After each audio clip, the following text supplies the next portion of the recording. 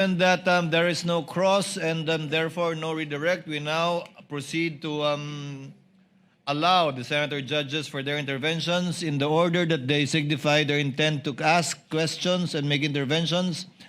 The Honorable Erwin Tulfo, thereafter the Honorable Rafi Tulfo, thereafter the Honorable Senator Judge Aquino. The Honorable Tulfo is recognized for his interjections and interventions.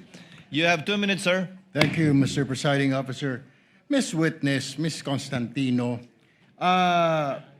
dyan ba talagang account ng mga OVP sa bangko ninyo, sa show?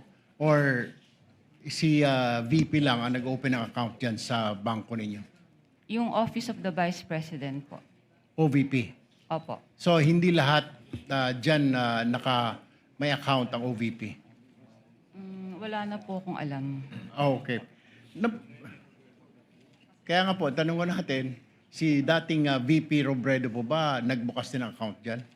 Actually po, na-transfer lang po sa amin ang MDS account po ng Office of the Vice President noong pong September 2022 nung lumipat po sila ng kanilang office address sa Pioneer, Mandaluyong. Okay. Normal po ba na ganito kalaki ang wini-withdraw ng isang government agency? Is this normal? Nakakita ka na ba nito ng other government agencies na ganito kalaki ang withdrawal? Wala po. Unusual po ito. Unusual yung withdrawal. So therefore, kung unusual, Madam Witness, hindi po kayo nagtanong man lang, para saan po ba kayo ito?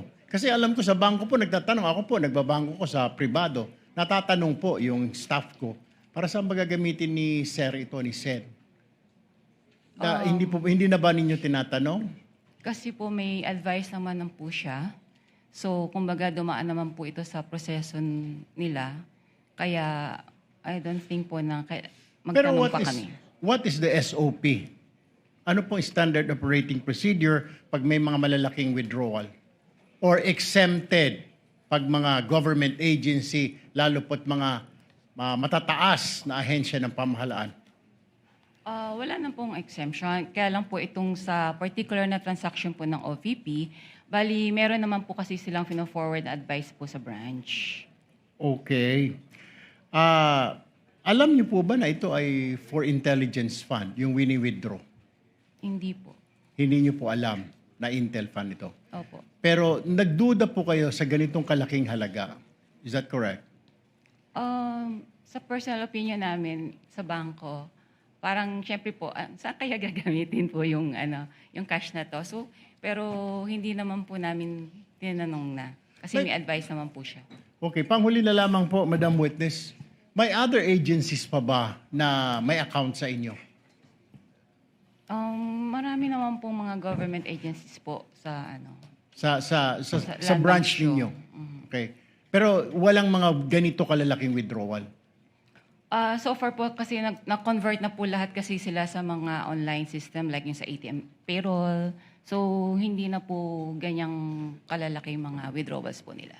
Thank you, Madam Witness. Thank you, Presiding Officer. Thank you, Senator Judge Erwin Tulfo. Senator Judge Rafi Tulfo is recognized. You may proceed, sir, when you're ready for interjections and interventions. You have 2 minutes, sir.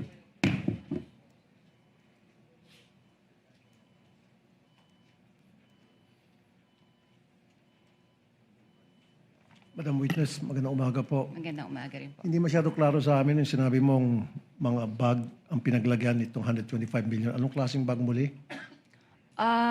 Sa pagkakaalala ko po, ito po isang mahabang bag na Mahaba. parang dinescribe ko nga po as Duffel like bag? Gym bag? gym bag po. Iba po kasi Gym yung bag. duffel bag sa bangko. So gym bag ano kalaking? Isang Mahaba lipa? Okay. Ayon sa BSP, ang 1 million approximately 1 kilo. So that's 125 million. So si Gina lamang ang nagbitbit ng 125 kilos palabas ng bangko? Ang alam ko pong assistance po na naalala ko po ay nag-provide po kami ng trolley. Ng trolley. At Opo. mag-isa lang si Gina. May kasama po sila eh. Hindi ko lang po ma-recall. So ilang duffel bag po ulit? Mga 3 to 4 bags po. I mean, so 3 to 4 Bags. yung sa 125 Gym bags. million. Gym bags. Dapat sigurado, 3, 4, 5, 6, 7, 10. Kasi kung 125 million at 3 gym bag, yung gym bag, ano nang kalaki yun? Mukhang hindi mahaba. Opo. Kakasya ba dyan 125 kilos? Baka nagkakamali kayo. Mga 3 to 4 bags nga po. Dapat precise po kayo. Dapat ginadjust daw nyo yan bago paglabas. 3 bags ang lumabas, ang pinaglagyan.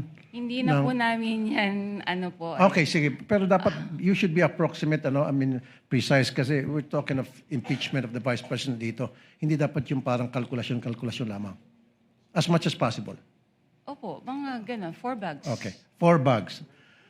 Now, wala bang, kasi alam ko, pag ganun kalaki amount, kuminsan yung bangko nag-offer doon sa depositor na i-deliver yung pera sa lugar na gusto nilang pupuntahan ng perang yon through the what we call armored car or armored vehicle. Hindi kayo nag-provide na ganoon? Hindi po. Wala po kasi kaming memorandum of agreement regarding po sa services, cash services po, or cash delivery. So, hindi nag-request yung OVP ng cash delivery through armored vehicle papunta doon sa Wala back to the po, office? Okay. Curious lang ako, sino itong, meron pa isang pangalan na kapirma sa baba ng cheque, itong Rosaline L. Sanchez, sa pagkakala mo. Kasi di ba sa baba, nakalagay Rosaline Sanchez and then Lemuel Ortonio, signatory doon sa pag-release ng cheque. Who are they? Authorized signatory po. Isa po siya sa authorized signatories po ng Office of the Vice President. Si Rosaline Sanchez, sino po ito? Sa pagkakalam niyo po? Ang alam ko po, siya po yung sa finance. Sa finance. Okay, nabanggit niyo rin po prior doon sa withdrawal, you're given 1 or 2 days para makapag-prepare ng cash. Sino po ulit tumatawag sa inyo? Si Miss Queenie Masangkay po. Paano niyo po nalaman na si Miss Queenie Masangkay yung tumatawag sa inyo? Na-meet ko na rin po siya sa branch nung pong nag-open po sila ng MDS account po. Okay. Last na naman, usually pag ganun kalaking amount ang withdraw, sinisiguro nyo na yung pupunta doon sa bangko, yun yung authorized na mag-withdraw talaga ng amount ng perang yan. Kadalasan tinatawagan pa yung principal. Wala kayong ganung klaseng protocol in place? Wala na po kasi may advice na po siya. 5 seconds. Wala na. May advice na sige po siya. May pera na. Okay, thank you. Bago po yung bell, Senator Judge Rafi. Next to be recognized for his interjections would be Senator Bam Aquino. You have 2 minutes, sir. Maraming You may salamat, proceed when you're ready. Presiding Officer. Miss Violeta, magandang umaga. Magandang umaga din po. Kaklaruin ko lang po, yung cheque ay mula po kanino? Mula po sa Office of the Vice President. Hindi po, dyan po napunta yung pondo, no? But kanino po, anong account galing po yung perang yan? Sa Office of the Vice President nga po. Because it was already downloaded to the Office of the Vice President from the Treasury. Mga kapuso, magpapatuloy ang ating live streaming. Samantala, susunod na po agad sa GTV ang Balitang Hali.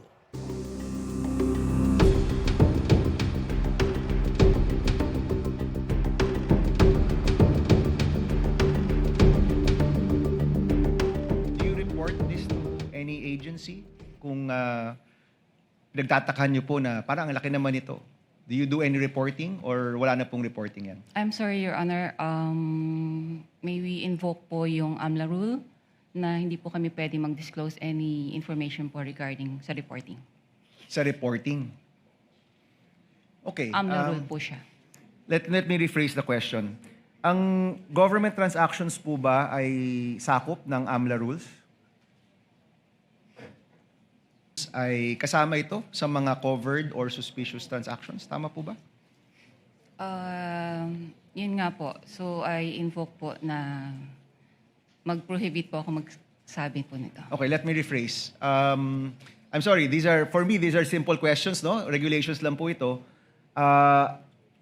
So ulitin ko, sakop ang government transactions sa AMLA regulations, correct? Yes. Lahat po. Yes. At ano po ba yung rules natin pagdating sa pagre-report sa AMLA? Above a certain amount? Tama po ba? Opo. Opo. Magkano po yung limit? Kapag above, what amount po yan? More than 500,000 po. O any amount above 500,000, whether private po o gobyerno, nire-report niyo po sa AMLA? Supposedly po. Okay. Yan yung covered o yan yung suspicious? Yung over 500,000. Magkaiba po yun, Covered di ba? po. Okay, yung suspicious po, ano po yung regulasyon kapag nagsasubmit po kayo ng suspicious transaction? Ano po yung batayan? Bakit ang isang transaction ay suspicious? Kung sa tingin po namin ay doubtful po yung transaction.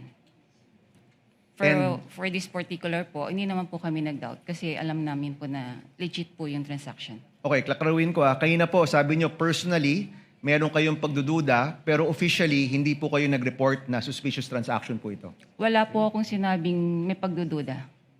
Kanina, sabi nyo, nung nagtanong si Senator Tulfo, sabi nyo personal Unusual lang. po ang nasabi ko po. Okay. So kahit at sa tingin po nyo, unusual ito, hindi nyo po ito ni-report bilang suspicious transaction.